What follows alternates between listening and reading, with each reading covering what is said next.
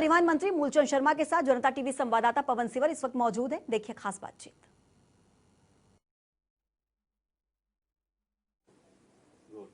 हरियाणा की परिवहन व्यवस्था समेत तमाम मुद्दों पर बातचीत करने के लिए मेरे साथ इस वक्त हरियाणा के परिवहन मंत्री मूलचंद शर्मा है।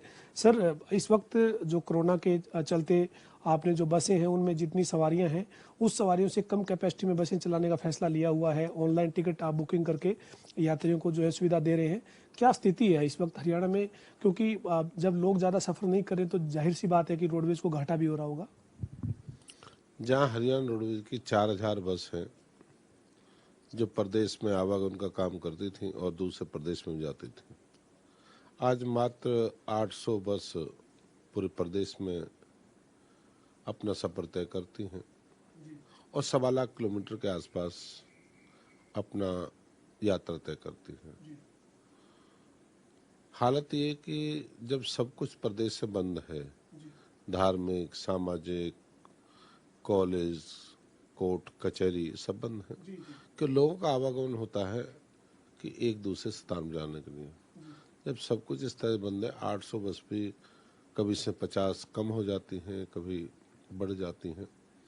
जब तक पूरा प्रदेश नहीं खुलेगा तब तक हरियाणा रोडवेज पूरी तरह चल नहीं पाएगी।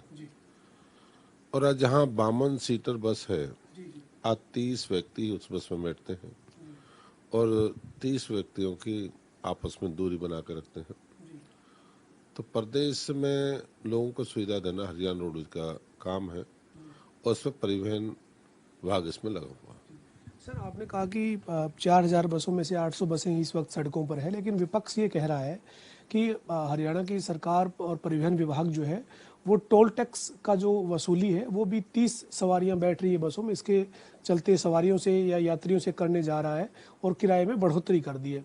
रणदीप सिंह सुरजेवाला जो कांग्रेस के नेता हैं उन्होंने कहा कि ये जो है वो इस तरीके से लोगों की जेब पर डाका सरकार डाल रही है।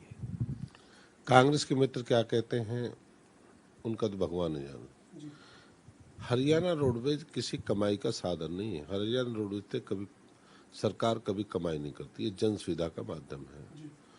और जहां 52 लोगों सवारियों पहले टोल टैक्स पड़ता था, आज 30 लोगों पड़ता है। और हरियाणा रोडवेज हमेशा घाटे में रही है और सरकार ही उसकी मदद करती है। 1850 के करीब इसमें कर्मचारी हैं और 4000 करीब इसमें बस हैं। आज भी रोडवेज से देखें तो आज भी घाटे में जाती है और 850 करोड़ का आज भी घाटा है। आज कमाई नहीं करनी। आज लोग कोरोना जैसे समय में जो लोग बसों में सफर तय करते थे, आज लोग पर्सनल गाड़ी में तय करते हैं और 500 रुपये का तेल ही फूकते हैं। तो मैं मानता हूं कि आज कोई आदमी इस बात की नहीं करता, कहते हैं भी दूरी बना के है रोडवेज से हमने सवारी करी है। पर कांग्रेस के लोगों को सबसे बड़ी बीमारी है, वो हमेशा इस बात कहते हैं जी ये हो गया वो हो गया। कांग्रेस के मित्रों से मैं एक ही बात कहूँ, आप पंजाब की बात करिए। आज पंजाब का किराया आज भी हमसे फालतू है। आप राजस्थान की बात कर, राजस्थान किराया कितना है? हरियाणा का तो किराया अब बड़ा है। हरियाणा तो पहले ही 85 पैसे पर, अपने पंजाब तो पहले ही 1 रुपये 10 पैसे, राजस्थान भी 1 रुपये 10 पैसे के आसपास था। और हरियाणा में आज भी इन प्रदेशों से किराया कम है, आज भी कम है। और हरियाणा रोडवेज कभी कमाई का साधन नहीं है, ये जन सुविधा का एक माध्यम है। भूषण जी, कांग्रेस ये भी कह रही है कि पेट्रोल और डीजल के दाम जो है वो बेतहाशा बढ़ गए हैं और सरकार जो है वो अपना स्टैंड स्पष्ट नहीं कर रही है। जब क्रूड ऑयल यानी कच्चे तेल की कीमतें कम हैं, इसके बावजूद जो है वो पेट्रोल डीजल के रेट बढ़े हुए हैं और लोगों को सरकार कोरोना के इस समय में लूटने में लगी है। आज पूरे देश में आज कोरोना जैसी महामारी है और सारी दुनिया इसमें तबाह है। आज कोई काम चल नहीं रहा, ना कोई दूसरे हैं, टैक्स है, कोई इस तरह के सब कुछ बंद है। और कभी तेल भाव ऊपर होता है, कभी नीचे होता है, तो कम ज़्यादा बढ़ता रहता है और पहले बढ़ा था, शायद आज कम भी हुआ दिखे। तो इस तरह से तेल का कांग्रेस के मित्रों से मेरी विनती है, ये सब लोग कोरोना जैसी महामारी में मिले। ये तो तेल घटना बढ़ना 10 दिन चल जाएगा, 10 दिन बाद कम हो जाएगा। तो इनको तो ये कहानी 67 साल इन्होंने देश में राज करा है और ये कभी घर से बाहर निकले नहीं। आज ये किसान की बात करते हैं, आज गरीब की बात करते हैं, आज ये भैंसा बुग्गी पे बैठ के चलते, कभी बैठे नहीं, ये तो गाड़ियों से बाहर कभी निकले नहीं, आज भैंसा बुग्गी पे सफर करते हैं।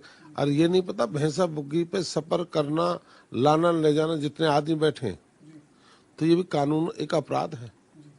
तो मेरा एक बात कहना है कि हरियाणा प्रदेश में कभी ना तो टैक्स के प्रति ना अभी रोडवेज का किराया बढ़ाया, और ये तो कम ज़्यादा होना, कोरोना जैसी महामारी, सबको मिलकर साथ के काम करना चाहिए। अंतिम सवाल है सर, ये जो है वो कांग्रेस के नेता कह रहे हैं कि हरियाणा में पेट्रोल और डीजल के ऊपर वैट जो है वो ज़्यादा सरकार लगातार लगाती रही और इस वजह से आज हरियाणा में पेट्रोल और डीजल के दाम बहुत ज़्यादा हैं।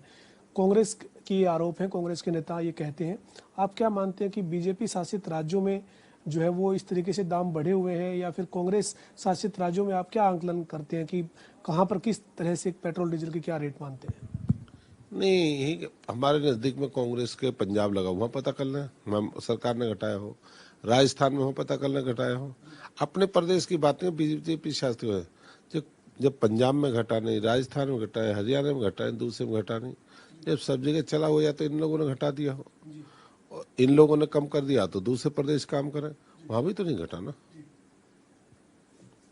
परिवहन मंत्री मूलचंद शर्मा हमारे साथ हैं, जिन्होंने कहा है कि हरियाणा की जो रोडवेज की बसें हैं वो लोगों को सुविधा देने के लिए है और रोडवेज जो है वो लगातार घाटे में है। वो केवल किसी तरह का मुनाफा कमाने के लिए नहीं है, बल्कि जन सुविधा के लिए परिवहन व्यवस्था हरियाणा सरकार की तरफ से दी हुई है। और साथ ही उन्होंने ये भी जानकारी दी है कि इस वक्त जो 4000 के करीब रोडवेज के बेड़े की बसें हैं, उनमें से 800 के करीब बसें ही सड़क पर जो है वो चल पा रही, चूंकि कोरोना के चलते लोग इस वक्त घरों से बाहर ज़्यादा नहीं निकल रहे हैं। इसके अलावा मूलचंद शर्मा ने कांग्रेस पर भी कई मुद्दों पर निशाना साधा है।